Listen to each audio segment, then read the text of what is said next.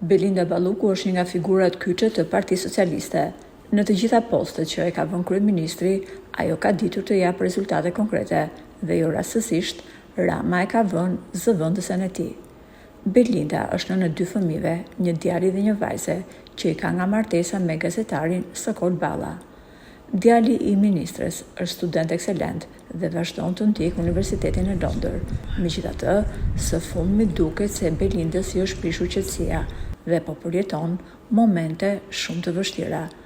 Kjo pasi në derën e zyrës së saj kanë trokitur zyrtarë të SPAK-ut që i kanë lënë mbi tryezën e punës zarfin me një njoftim. Prokuroria e posaçme ka regjistruar emrin e zëvendës kryeministres Belinda Balluku si person nën hetim për akuzën e shkeljes së barazisë në tendera. Të hënën, ajo duhet të paraqitet në SPAK dhe është këshilluar që më vete të ketë një avokat të fortë, sepse provat që ka në dorë drejtësia mund ta fundosin ministren. Ajo është përfshirë në disa kallëzime penale, ndër të cilat më i bujshmi është ai për tunelin e Llogaras, ku vlera e kontratës me kompaninë fituese turke është rritur me mbi 50 milion euro pas dhënies së tenderit.